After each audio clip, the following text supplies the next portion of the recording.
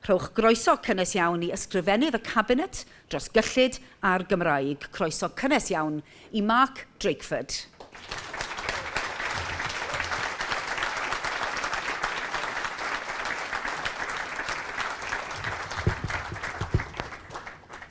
Wel, bore da i chi gyd, diolch yn fawr i Betsan am y cyflwyniad a diolch am y wahoddiad. Mae'n bleser gael bod yma gyda chi heddiw. Mae'n hefyd yn anrydedd agor Cynhadledd sy'n cychwyn y sgwrs gyhoeddus yma yng Nghymru am y daith i ddod yn siaradwr Cymraeg. Mae'n bwysig, dyna rhywbeth ni'n wedi dysgu dros y blynyddoedd, dwi'n meddwl. Mae'n bwysig cael un llwybr dysgu clir i gefnogi plant ac oedolion bob cam o'r ffordd. Nawr, y norm rhwngwladol yw dealltwriaeth, dwyieithtwriaeth ac amaliaethrwydd. Mae'n werth i ni atgoffa mae ein hunain o hynny.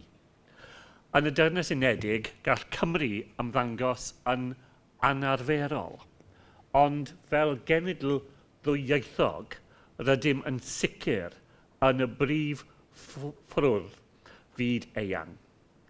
Felly, mae'n anrydedd rannu'r llwyfan gydag arbenigwyr rhwngwladol. Diolch yn fawr i chi am ddod i Gymru i'n helpu ni, yn ogystal â'r arbenigwyr i ni yma yng Nghymru, ac rydw i'n edrych ymlaen at ei gyflwyniadau yn y man. Heddiw rydw i am sôn am arwyddocâd Deddf y Gymraeg ac Addysg a gafodd ei ffasio'n unfrydol yn y Senedd dim ond rai misoedd yn ôl. A pham ei bod hi'n garreg filltir mor bwysig i'r Gymraeg ac i Gymru. Mi fydda i hefyd yn sôn am sut mae'r ddeddf gan ddefnyddio safonau rhwngwladol a mae'n helpu i greu llwybr dysgu Gymraeg clir i helpu bobl o bob oed i wybod lle maen nhw ar eu siwrne ddysgu. Ac yn olaf, rydw i am i ni ystyried beth fydd hyn yn ei olygu i bobl Cymru. Ein blant, teuluoedd, gweithleoedd a chymunedau. Wrth mlynedd yn ôl nawr, lansiwyd strategaeth Cymraeg 2050, sy'n cynnwys targed uchelgeisiol i gyrraedd 1 miliwn o siaradwyr ac i ddyblu defnydd o'r Gymraeg. Mae'r targed hwnnw wedi cuddio yn nychymyg bobl Cymru, ac mae'r cefnogaeth i'r Gymru yw deimlo, ei glywed, ei weld, ledled y wlad. Rydw i'n gwbl crediniol bod y Gymraeg yn perthyn i ni gyd. Oes ydyn ni'n defnyddio'r iaith drwy'r dydd, bob dydd, neu ar ddechrau ein taith i'w dysgu. Mae gyda ni lawer i fod yn falch ohono. Mae mwy o oedolion nag erioed yn dysgu Gymraeg, a hynny oherwydd gwaith caled nifer ohonoch chi sydd yn yr ystafell yma heddiw. Mae chwater blant Cymru yn mynychu ysgolion gyfrwng Gymraeg. Rydyn ni'n gwybod mai dyma'r siwrne fwyaf effeithiol i sicrhau bod plant yn dod yn siaradwyr hyderus ac yn ebynnol, fydd yn barod i ddefnyddio'r Gymraeg ar ôl gadael yr ysgol yn y gweithlu a'i gymunedau. Mae addysg gyfrwng Gymraeg ar gael i blant beth bynnag a'i cefndir, boed yn siarad Gymraeg neu ieithoedd arall yn y cartref. Mae yn dyled yn fawr i arloeswyr hynny a welodd pam o werthfawr oedd roi cyfle i blant ddechrau ei siwrne dysgu Gymraeg yn yr ysgol. Yn y flwyddyn newydd, fe fyddwn ni'n dathlu 70 mlynedd ers agor Ysgol Glan Clwyd, a'r ysgol uwchradd gyfrwng Gymraeg gyntaf yng Nghymru. A dwi'n edrych ymlaen i fod lan yn y gogledd am y diwrnod pan ni'n dathlu hwnna. Ond bod twf mewn addysg gyfrwng Gymraeg dros y degawdau wedi bod yn stori o lwyddiant, rydym yn gwybod gallwn wneud hyd yn oed mwy.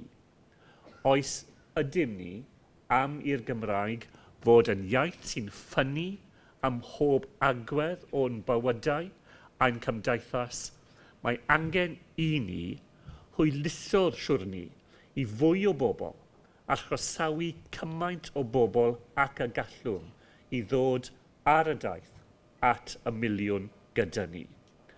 Dyna mae'r deddf yn ei wneud. Ymateb i'r her i wneud llawer mwy mwyn gyrraedd target y miliwn a sicrhau dyfodol byw i'r iaith. Ond nid yn unig hynny. Ni fyddem wedi gyflawni ein nodau pe bai mwy o bobl yn gallu siarad yr iaith, ond llai yn dewis gwneud hynny. Dyma pam mae'r ddeddf hefyd yn gefnogi ein uchelgais i ddyblu'r defnydd o'r Gymraeg. Nid yn unig yn yr ysgol, ond ym mywydau ehangach ein bobl ifanc, mewn chwaraeon, yn y cerfyddydau ac yn y gweithlu. A nid dim ond bobl o oedran ysgol chwaith.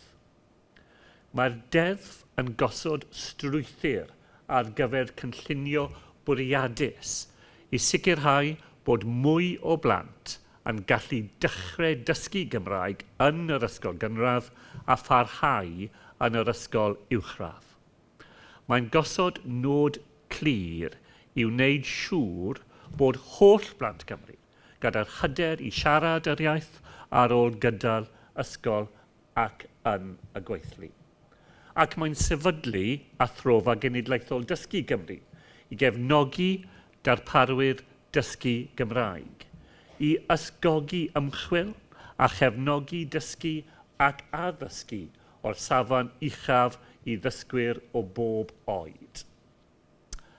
Dwi'n mynd i symud ymlaen nawr i sôn am sut mae'r ddeddf am gyflwyno ffordd newydd i ni ddisgrifio ein sgiliau Gymraeg.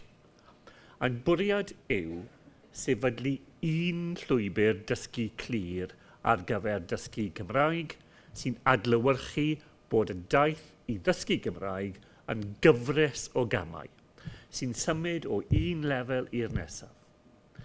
Bydd yn seiliedig ar fframwaith rhwngwladol y CEFR, sef fframwaith gyfeirio cyffredin Ewropeaidd ar gyfer ieithoedd. Ein gweledigaeth ar gyfer defnyddio'r fframwaith hon fel llinyn, arian drwy ddeddf yn reswm pan ein bod ni gyd wedi dod at ein gilydd yma heddiw. Dylem gofio nad yw defnyddio fframwaith y CEFR yn rhywbeth newydd i ni yma yng Nghymru. Mae ganolfan dysgu Gymraeg genedlaethol eisoes yn brofiadol iawn yn ei defnyddio ers blynyddoedd, a chawn glywed mwy am lwyddiant y gwaith hwnnw y prynhawn yma. Ond dyma'r dro gyntaf i ni sefydlu un llwybr dysgu Gymraeg gydol oes.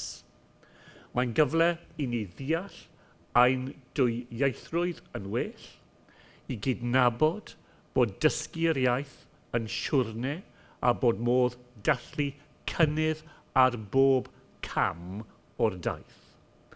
Ac oes yw'r Gymraeg yn perthyn i ni gyd, fel y sonais i, wel, gadewch i ni gymryd y cyfle heddiw i feddwl o ddifri am beth mae'r datganiad hwnnw yn ei olygu.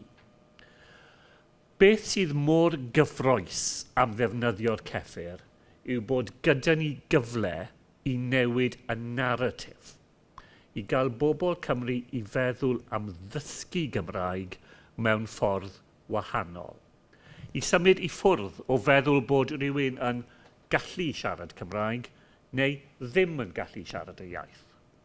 Yn lle hynny, bydd ffordd i ni ddangos yn glir beth mae pobl yn gallu gwneud ar bob cam o'i daith ddysgu a dangos bod gwerth i sgiliau Gymraeg ar bob cam o siwrne hwnnw.